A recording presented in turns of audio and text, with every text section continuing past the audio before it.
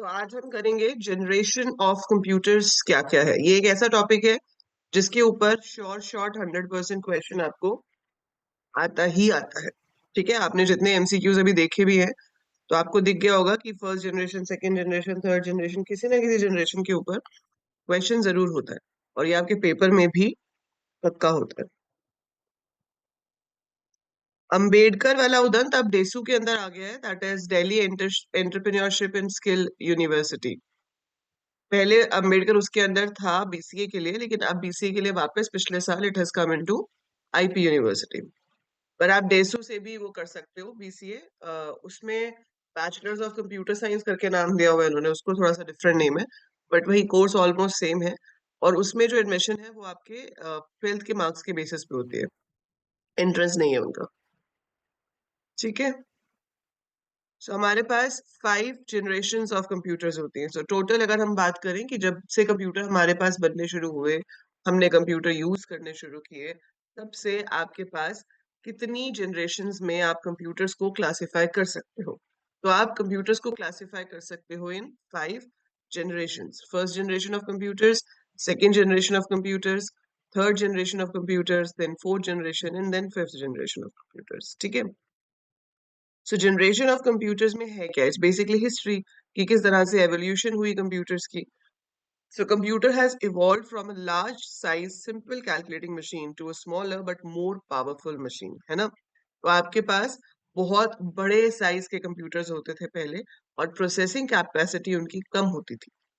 तो साइज बड़ा था लेकिन जो वो काम कर सकते थे वो कम था। उल्टा हो गया, साइज छोटा हो गया है लेकिन वो बड़े बड़े काम कर सकते हैं। So they are powerful machines capable of doing like big tasks, but the size is becoming smaller day by day.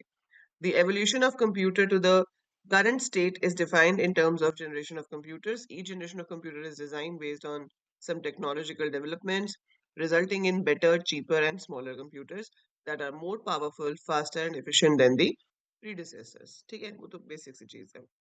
अब इसमें आपको एमसीक्यू में क्या पूछा जा सकता है?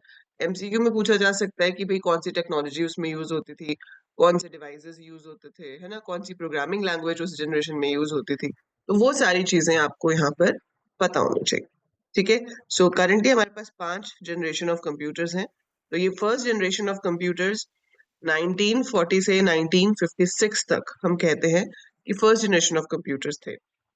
अब ये ईयर्स जो हैं, कई बार आप देखोगे कुछ साइट्स पे आपको थोड़े आगे पीछे भी मिलेंगे। जरूरी नहीं है कि सब जगह आपको 1940 टू 1956 ही मिले, 2 साल ऊपर नीचे आपको दिख सकते हैं। But this is the average thing. तो आपको बस ऑन एवरेज याद रखना है कि किस एरा में फर्स्ट जनरेशन कंप्यूटर्स थे, किस एरा में सेकेंड जनरेशन आए, and so on. So this you have to remember, क्योंकि ये भी आपसे एमसीक्यू में पूछ सकते हैं कि किस साल से किस साल तक आपके कौन सी जनरेशन ऑफ कंप्यूटर्स होते थे। So you have to remember this. ठीक है, so first generation computers were roughly from 1940 to 1956। ये याद रख लो, जब हमारी इंडिपेंडेंस थी, है ना, जहाँ पे हमारा इंडिपेंडेंस वाला ईयर बीच में आएगा वो फर्स्ट जनरेशन ऑफ कंप्यूटर्स है। तो भारत जब आजाद हुआ था उसके आसपास ही आपके फर्स्ट जनरेशन कंप्यूटर्स आए थे। ठीक है, so first computers used vacuum tubes for circuitry and magnetic drums for memory। so आपके पास वैक्यूम ट्यूब्स यूज होती थी, यहाँ पे डायग्राम दिखाया भी हुआ है। ठीक है, सो अभी देखो इतना बड़ा है, आज का अगर आप मदरबोर्ड उठा लो तो छोटे छोटे से सर्किट्स होते हैं। तो ये एक है, ऐसे पता नहीं कितने लगते थे ताकि प्रोसेसर काम कर सके। So they used to be very big size devices, बहुत बड़े प्रोसेसर्स होते थे, बहुत ज्यादा हीट जनरेट करते थे। So they used to generate a lot of heat, तो वहां पर उनको उसमें रखना पड़ता था प्रॉपर एसी रूम में, otherwise they might blast, right. So the first computers, इसमें आपके पास वैक्यूम ट्यूब था। स्टोरेज के लिए मैग्नेटिक ड्रम्स का यूज होता था। ठीक है, they were often enormous and taking up entire room, बहुत बड़े थे, पूरा रूम की जगह चाहिए होती थी। दे रिलाइड ऑन मशीन लैंग्वेज, तो कोडिंग के लिए आपके पास सी, सी प्लस प्लस, जावा, पाइथन नहीं था। मशीन लैंग्वेज की हेल्प से हमें कोडिंग करनी पड़ती थी। They were very expensive to operate, and in addition to using a great deal of electricity, generated a lot of heat, which was often the cause of malfunction. ठीक है, example UNIVAC and ENIAC computers are example of first generation computing devices. तो ये example भी आपको याद रखने हैं। तो इसमें से आप क्या क्या याद रखोगे? ईयर 1940 टू 1956 फर्स्ट जनरेशन है। टेक्नोलॉजी कौन सी है? Vacuum tube. स्टोरेज के लिए क्या यूज होता है? Magnetic drum. प्रोग्रामिंग लैंग्वेज कौन सी थी? Machine language, very big in size, used to generate heat. Examples are UNIVAC and ENIAC.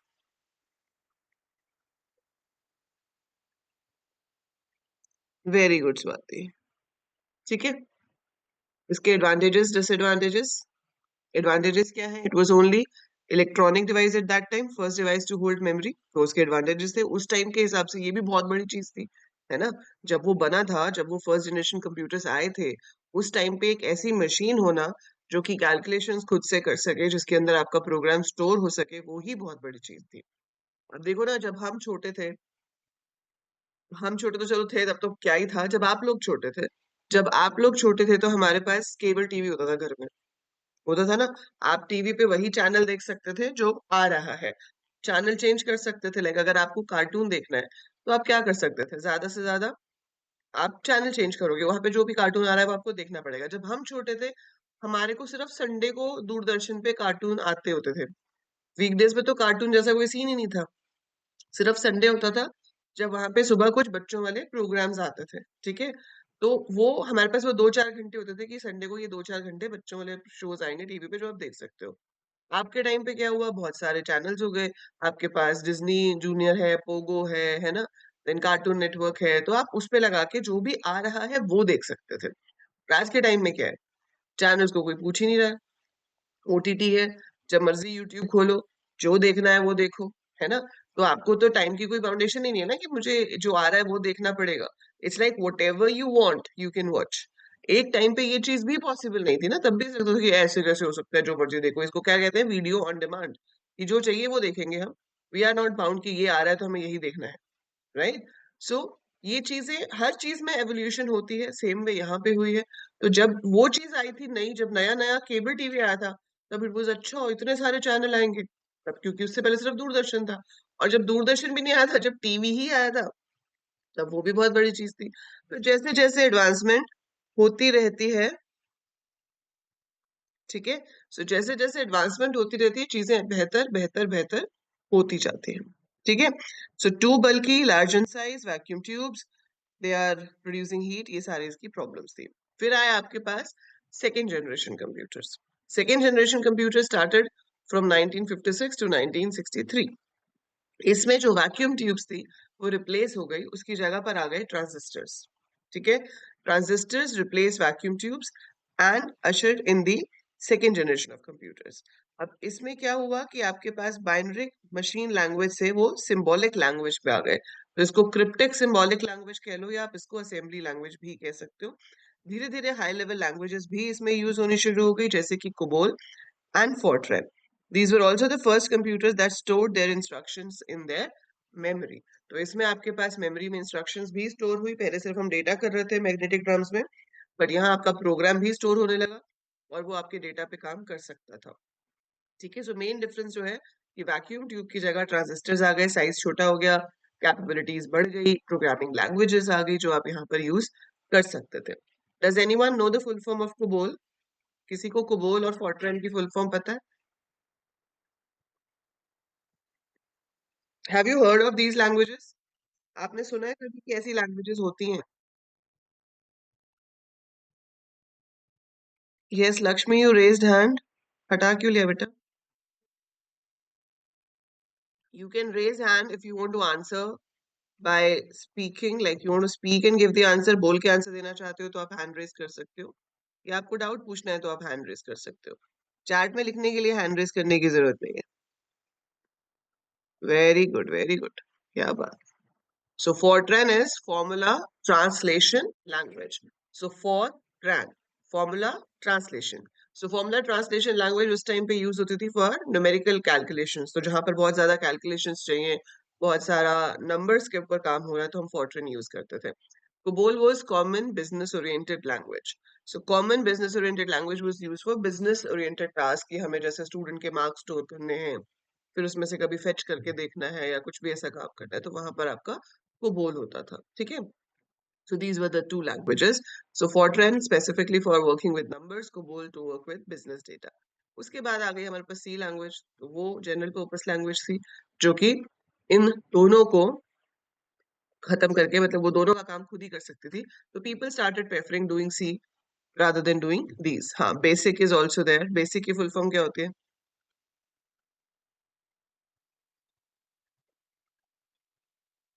What was the full form of basic? Beginners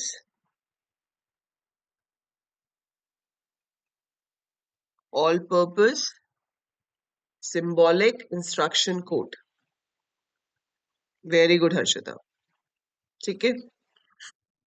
नहीं, basic input output system तो BIOS होता है लक्ष्मी रान. Basic जो आपकी programming language है उसकी full form होती है beginners all purpose symbolic instruction code. ठीक है. Very good Raghav Udant. So third generation computers आए इसके बाद हमारे पास 1964 से 1971 तक. ठीक है. इसमें क्या हुआ? इंटीग्रेटेड सर्किट्स आ गए. ठीक है. वो सबसे बड़ी एक इन्वेंशन थी उस टाइम पे कि integrated circuits were invented. Transistors जो थे वो बहुत ही छोटे हो गए क्योंकि उसकी जगह पर अब सिलिकॉन चिप्स और सेमीकंडक्टर्स यूज होने शुरू हो गए. पंच कार्ड्स एंड प्रिंटआउट्स की जगह अब हम नॉर्मल प्रिंटर कीबोर्ड मॉनिटर जो अपने हमारे नॉर्मल इनपुट आउटपुट डिवाइसेस हैं वो यूज होने शुरू हो गए. और हमारे पास हाई लेवल लैंग्वेजेस आ गई जिनको हम यूज कर सकते थे to program are third generation computers. So ये थर्ड जनरेशन कंप्यूटर्स कुछ ऐसे दिखते थे. ठीक है. तो ICs were very small in size. ये एडवांटेज है. परफॉर्मेंस इंक्रीज हो गई. प्रोडक्शन कॉस्ट भी डिक्रीज हो गई, चीप हो गए. ठीक है. पहले कंप्यूटर्स बहुत ज्यादा महंगे होते थे और फिर धीरे धीरे धीरे करके जैसे ही अच्छे होते गए कॉस्ट भी कम होती गई. So best thing is this कि एज द इम्प्रूवमेंट केम तो ये नहीं है कि कॉस्ट बढ़ गई. पहले के बल्कि जो थे वो कम पावरफुल थे लेकिन बहुत ज्यादा एक्सपेंसिव होते थे. अब ज्यादा पावरफुल है लेकिन in comparison to that they are less expensive. ठीक है. Then we have fourth generation computers. So this is from 1971 till present. ठीक है. बल्कि आज के टाइप में मैं ये नहीं कहूंगी कि प्रेजेंट आपका अभी तक फोर्थ जनरेशन ही है. बट हाँ, it's a combination of fourth and fifth क्योंकि हम बहुत सारे एआई टूल्स जो है वो आज की डेट में यूज करते हैं. ठीक है. सो फोर्थ जनरेशन कंप्यूटर्स में माइक्रो प्रोसेसर्स आ गए जो कि बहुत लार्ज स्केल इंटीग्रेटेड सर्किट्स होते हैं. We can also call them as very large scale integrated circuits. They were built on a single silicon chip. ठीक है. पहले तो आपके पास एक प्रोसेसर होता था. आजकल क्या होता है? डुअल कोर है, क्वाड कोर है, ऑक्टा कोर है. तो एक एक चिप के ऊपर एक से ज्यादा प्रोसेसर्स भी माउंटेड हैं जो आपकी प्रोसेसिंग स्पीड को कहीं ज्यादा इंक्रीज कर देते हैं. ठीक है. The Intel 4004 chip developed in 1971 located all the components of the computer. From the central processing unit, the memory to input output control सब कुछ सिंगल चिप के ऊपर आ गया. आपके पास जो इंटरफेस है वो ग्राफिकल हो गया. ठीक है. तो वो सब चेंजेस यहाँ पर आपके पास आए. So this is how a processor looks like. ये तो AMD है, इंटेल भी ऐसे दिखता है. ठीक है. जो कि मदरबोर्ड के ऊपर माउंटेड होता है. Have you ever seen motherboard? कभी किसी ने देखा है? Have you seen that green board जो आपके लैपटॉप इवन फोन में भी होता है ना? जिसके ऊपर processor and everything else is mounted.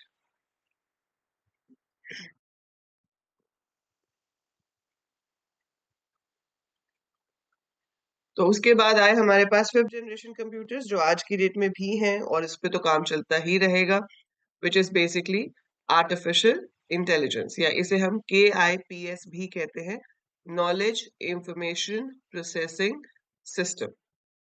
So knowledge information processing system is कि हमारे पास इतना सा भी एआई देखो कैसे काम करती है. इनके पास डेटाबेस है ना, बहुत बड़ा डेटाबेस है. तो जब हमें कुछ भी चाहिए होता है वो उस डेटाबेस को एनालाइज करती है और उसके बेसिस पे हमें आंसर देती है. फिर चाहे उसको प्रोडिक्शंस करनी हो, चाहे उसको कुछ और करना हो, for that it has a huge database on which it works. इसीलिए इसको क्या कहते हैं? Knowledge information processing system. और इसमें अभी भी डेवलपमेंट चल रही है, चलती रहेगी. ठीक है. Use of parallel processing and superconductors is helping to make artificial intelligence reality. हो ही गई है अब तो काफी हद तक. नेचुरल लैंग्वेज इनपुट हो गया है. अब वो हमारी पहले हम एक पर्टिकुलर वे में बोलते थे तभी उसको समझ आता था. ठीक है. अब वो किसी भी तरीके से समझ जाती है. अब जैसे कल क्या था? I I told Alexa to play a song. ठीक है. तो मैंने नॉर्मली बोला कि Alexa play this song. somehow it could not hear me clearly or whatever happened. उसने उस गाने की जगह दूसरा गाना लगा दिया. ठीक है.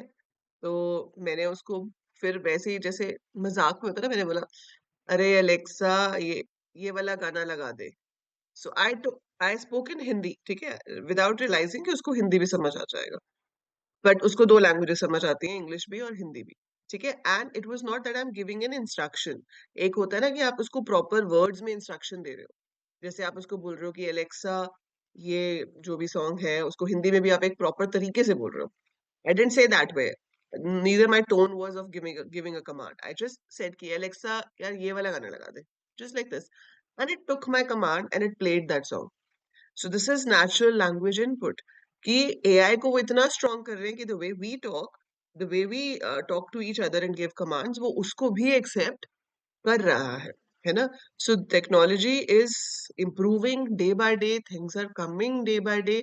सो ये एक अपने ऊपर एक डिबेटेबल कंसेप्ट है अब कि एआई को इतना ज्यादा हमें डेवलप करना चाहिए या नहीं करना चाहिए, एआई को इतना यूज करना चाहिए या नहीं करना चाहिए, ठीक है। सो उस पे हम पूरी की पूरी डिबेट कर सकते हैं। वैसे आप मुझे यहाँ शॉर्ट में बता सकते हो, how many of you support the use of AI, and how many of you say कि नहीं, we should use our own skills, we should use our own caliber to solve the things, to write essays, to write reports। क्योंकि काफी लोग आजकल क्या करते हैं कि चैट जीपीटी पे जाते हैं या दूसरे एआई टूल से जाके पीपीटी बना लेते हैं या आर्टिकल डाउनलोड कर लेते हैं, है ना। So rather than doing that, we should do it of our own, and moreover these devices are making you lazy। आप बिना उठे, बिना आंखें खोले, अब आप जैसे सो रहे हो, आपने टाइम देखना है, without opening eyes you can say Alexa what's the time, it will tell you, है ना। So is it making you more lazy और it's making your life easy, है ना। सो बहुत ही डिबेटेबल चीजें हैं ये जिसके ऊपर बात की जा सकती है, बट ये सब हमारा 5th जनरेशन ऑफ कंप्यूटर्स में आता है। आपको आएगा बेटा 3rd सेमेस्टर में, यू हैव अ चॉइस। आप लोगों का जो बीसीए होगा ना, फर्स्ट और सेकेंड सेमेस्टर जब आप पढ़ोगे तो आपके सारे सब्जेक्ट सबके लिए सेम होंगे, ठीक है। So first and second semester में आप सेम सब्जेक्ट्स पढ़ोगे, थर्ड सेमेस्टर में आपको चॉइसेस आती हैं। एक आपके पास मतलब एक स्ट्रीम स्पेसिफिक आप कर सकते हो, उसके अंदर आप या तो डेटा साइंस में जा सकते हो, या आर्टिफिशियल इंटेलिजेंस में जा सकते हो, या साइबर सिक्योरिटी में जा सकते हो, ठीक है। तो you will have subjects to choose from third semester onwards. तो तीसरे सेमेस्टर से आप अपना स्पेशलाइज जो सब्जेक्ट है वो आईपी यूनिवर्सिटी में चूज कर सकते हो। काफी यूनिवर्सिटीज में शुरू से भी कर सकते हो, डिपेंड्स यूनिवर्सिटी टू यूनिवर्सिटी। पर अगर मैं जीजीएस आईपीयू की बात करूं तो थर्ड सेमेस्टर से आप अपना स्पेशलाइजेशन सब्जेक्ट चूज कर सकते हो। Yes, that is the point Harshita. किसी भी चीज को जब सही तरीके से और एक लिमिट में यूज किया जाए तो वो अच्छी होती है, but excess of everything is bad, है ना। किसी भी चीज का एक्सेस होगा तो वो प्रॉब्लम ही देगा, ठीक है। सो किसी भी चीज को मॉडरेटली अगर हम यूज करते हैं, it is always beneficial. If you use it in excess, it might go into the wrong way, है ना। फिर वो चाहे कुछ भी हो, कुछ भी हो, चाहे वो आपका टीवी हो, चाहे फोन हो, चाहे एआई हो, एनीथिंग, या न्यूक्लियर पावर हो, है ना। तो जब तक उसको सही तरीके से यूज किया जा रहा है तब तक सब अच्छा है। जब उसको गलत पर्पसेस के लिए और ओवर यूज किया जाएगा तो it will create problems. Fine. So these were the generation of computers, first, second, third, fourth, fifth. ये आपको एंट्रेंस में तो पढ़ना ही है। जब आप फर्स्ट सेमेस्टर में जाओगे तो आपको एक सब्जेक्ट भी आएगा एफसीआईटी, ठीक है। तो वो एफसीआईटी जो है, fundamentals of computers and IT, उसमें भी आपको यही सब दोबारा पढ़ना होता है। तो अभी से इतने अच्छे से पढ़ लो कि एक सब्जेक्ट तो अभी से ही आपका डन हो जाएगा, है ना। तो चलिए अब हम करते हैं क्लासिफिकेशन ऑफ कंप्यूटर्स। ये तो था जनरेशंस ऑफ कंप्यूटर्स। अब on the basis of operations, we have different type of computers. So let's study classification of computers.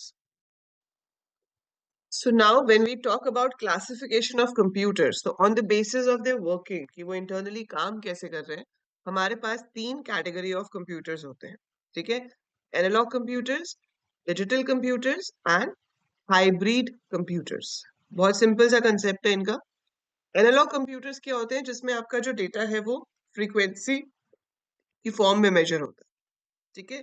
सो आपके पास इलेक्ट्रिकल, मैकेनिकल या हाइड्रोलिक क्वांटिटीज को मॉडल करने के लिए भी यूज दी फ्रीक्वेंसीज जो वेव्स के थ्रू रिप्रेजेंट होती है, that is analogue computer.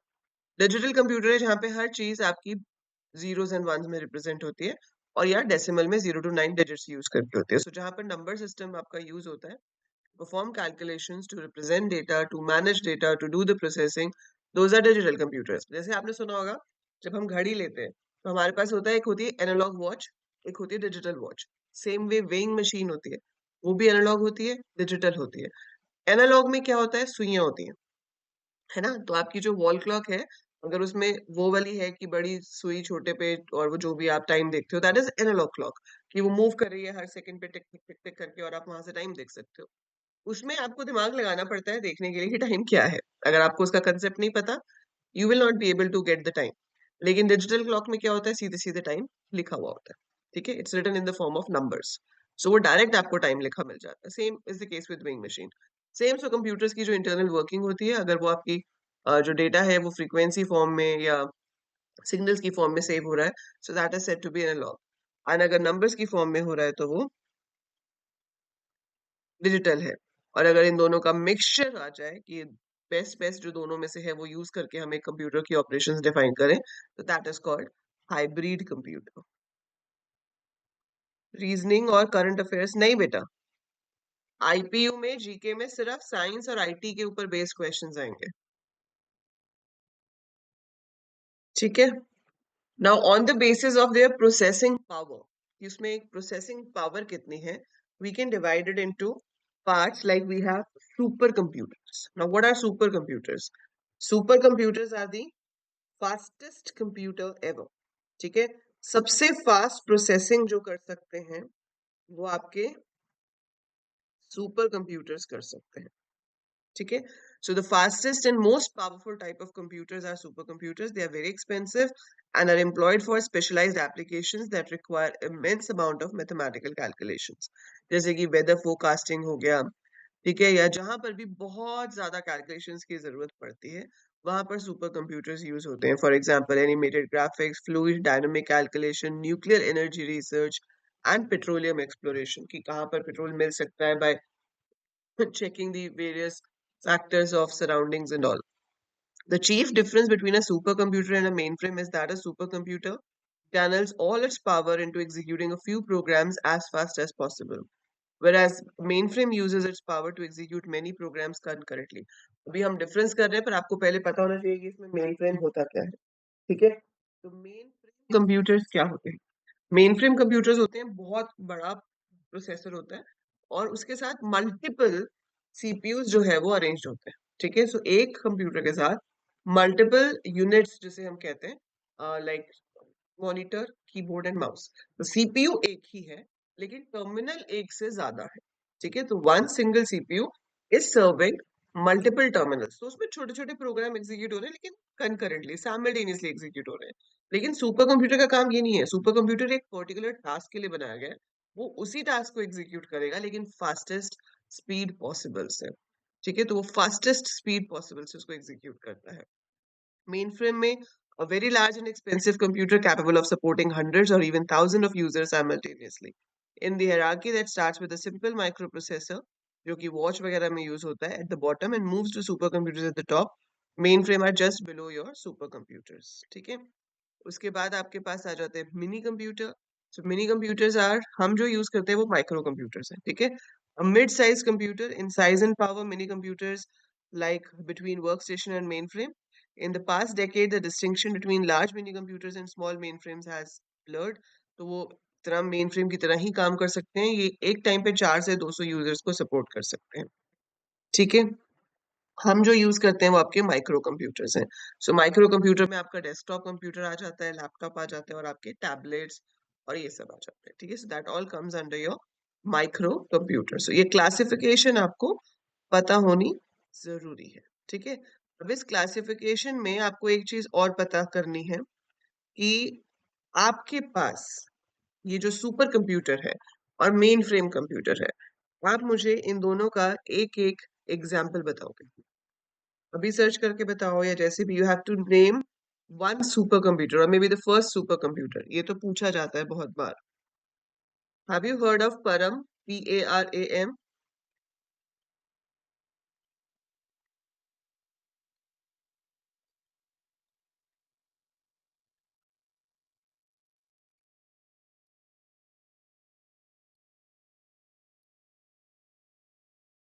Yes, super computer is Param 6000, ICL 39. So super Param was the first supercomputer IBM ने बनाया था।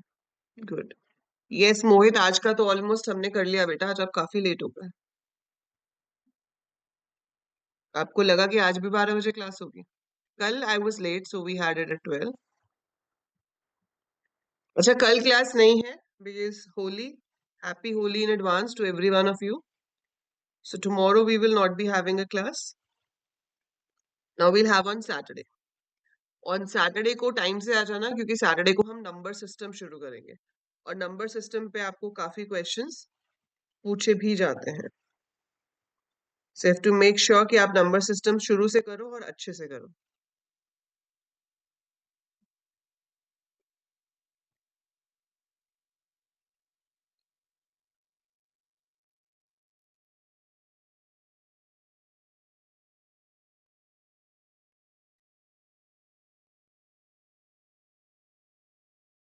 ठीक है।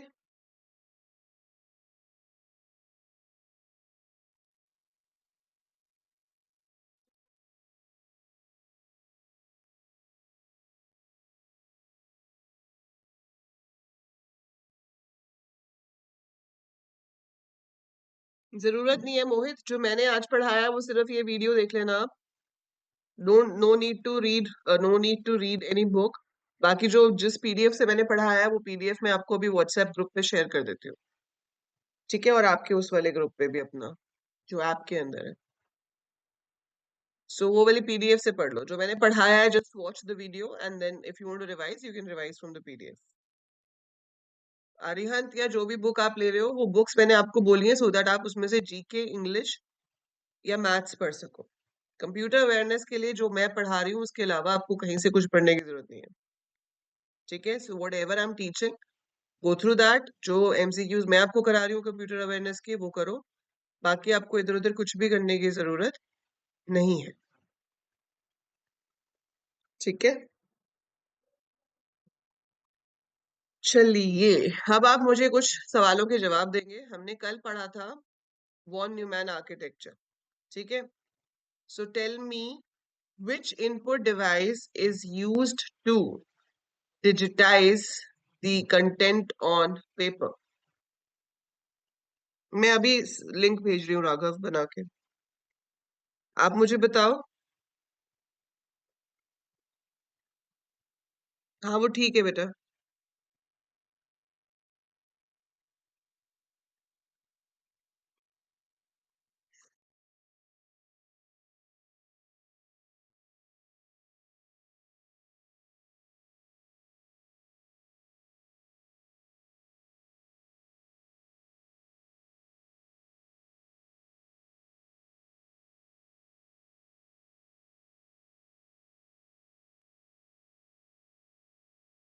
Very good, it is scanner. Okay. Inkjet printer is which type of printer? Impact or non-impact?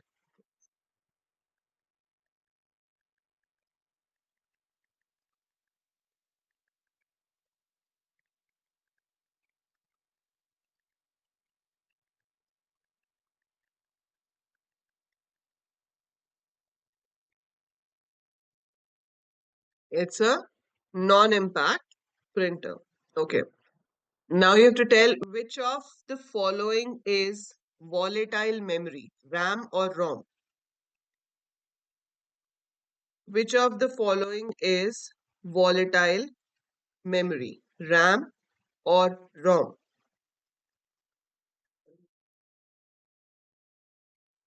RAM is volatile. Very good. How many bytes we have in 1 megabyte? How many bytes we have in 1 megabyte?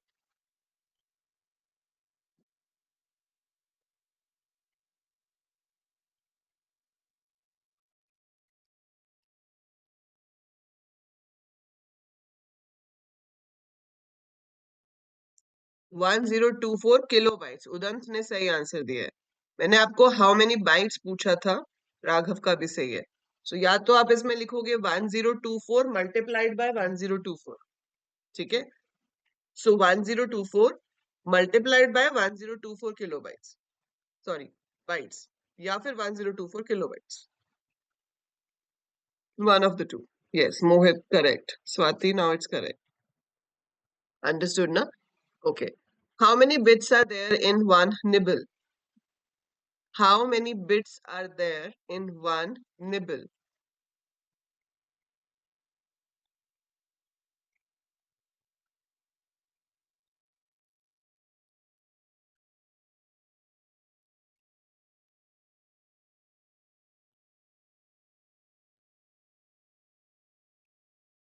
4. Very good.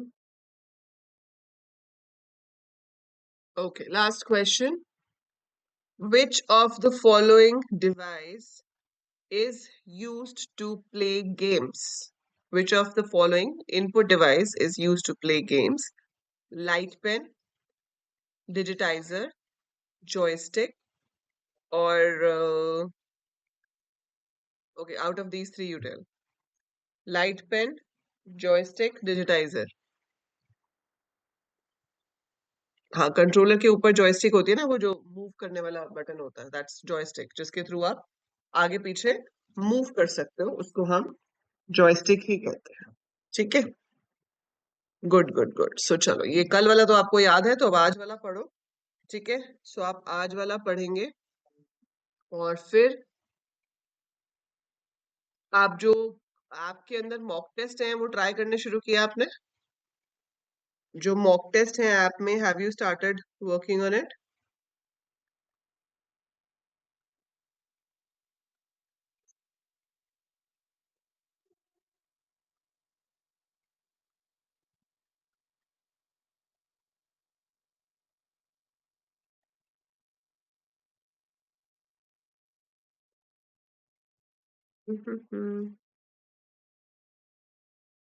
चलो good. So keep solving side by side, ताकि आपको idea रहे कि आप कैसा perform कर रहे हो। ठीक है, बाकी मैं ये आपको ग्रुप का लिंक अभी जो ऐप के अंदर ग्रुप है वहां पे शेयर कर देती हूँ, सो वहां से आप ज्वाइन कर लेना। ठीक है, and I share all the PDFs used in the class over there. तो जो भी पीडीएफ हम यहाँ पे डिस्कस करेंगे वो सब आपको व्हाट्सएप ग्रुप पे मिल जाएंगे। चलिए, so that's it for today.